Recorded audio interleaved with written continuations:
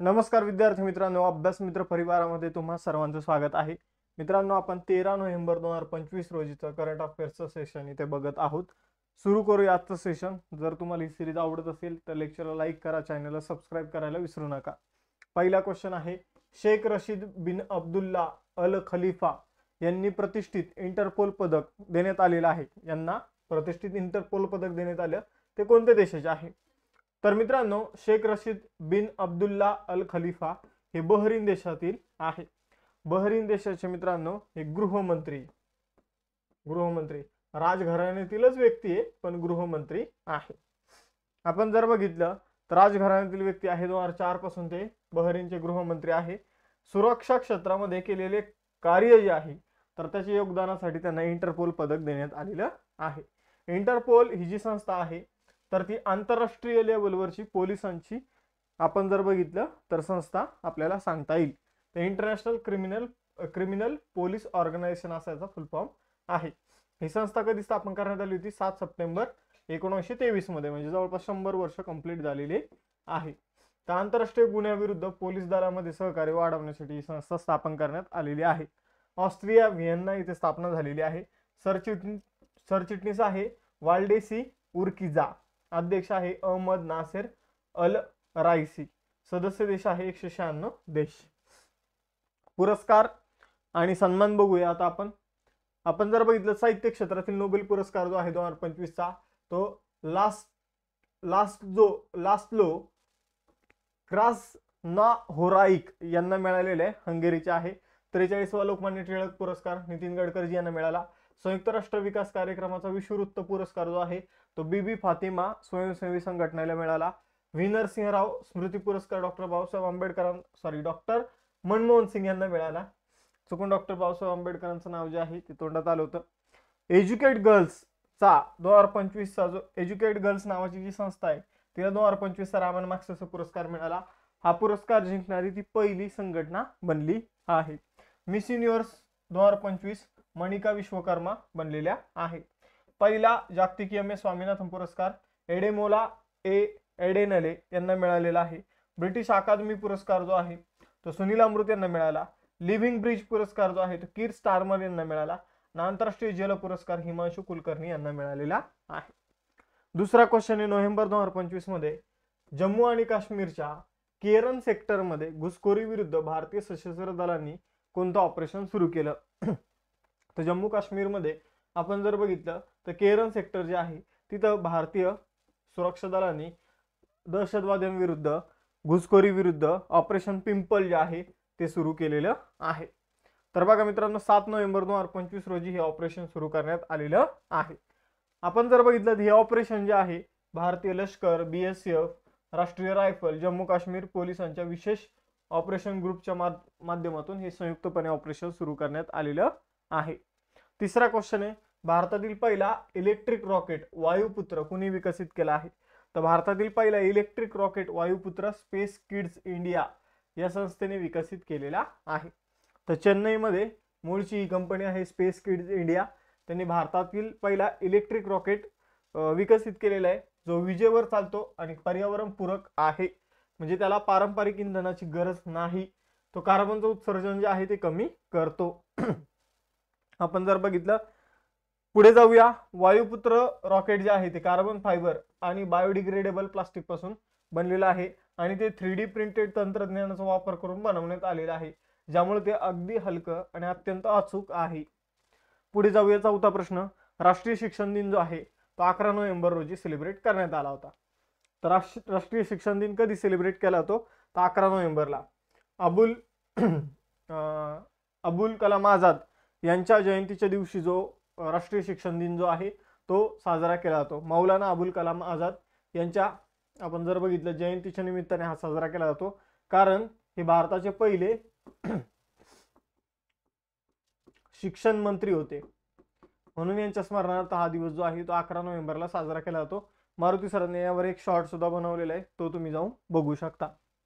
या वर्षीची याची थीम होती AI education preserving human agency in a world of automation. आपण जर बघितलं तर अबुल कलाम आझाद जे आहे ते 15 ऑगस्ट 1947 ते 2 फेब्रुवारी 1958 पर्यंत त्यांनी शिक्षण मंत्री म्हणून काम केलेलं आहे. भारत सरकारने हा दिवस 2008 मध्ये सुरू केला होता.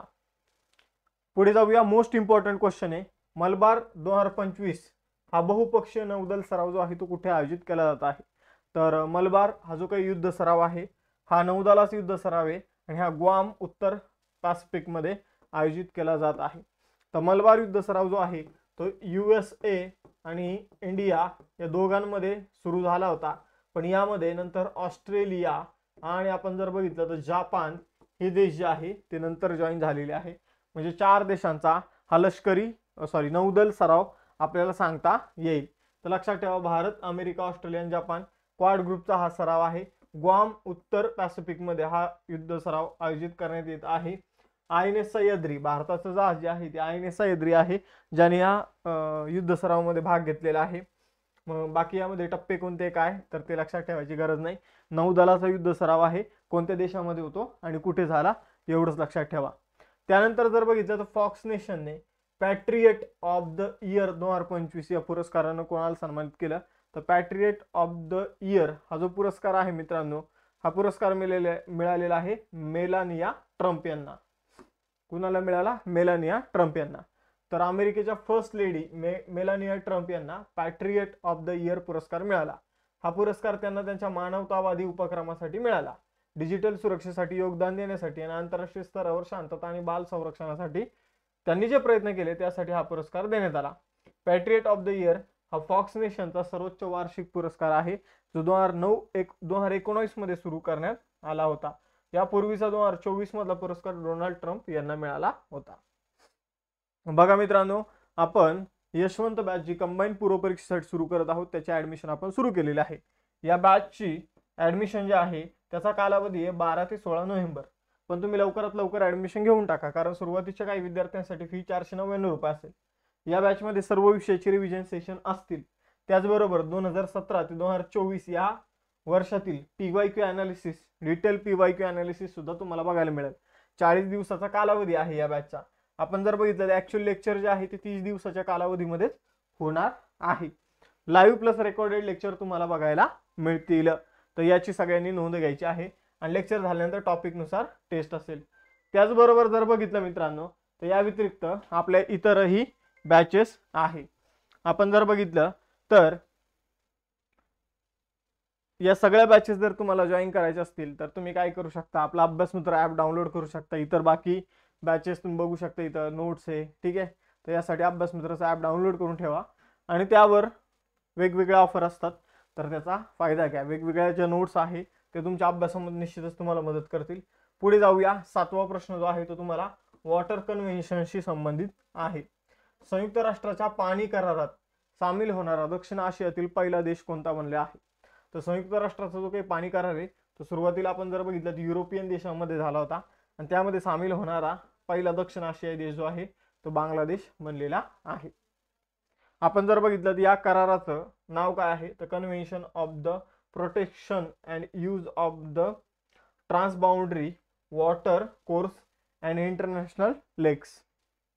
तर हा कायदा जो आहे तो 1992 मध्ये हेल्सिंकी, हा करार हेल्सिंकी मध्ये झाला होता आणि 1996 मध्ये तो अंमलात आला. सुरुवातीला युरोप आणि मध्य आशिया पुरताच मर्यादित होता, पण 2016 पासून सगळ्या देशांसाठी हा करार ओपन झाला आणि आता बांगलादेश पहिला ईद देश बनलेला आहे हा करार जॉईन करणारा.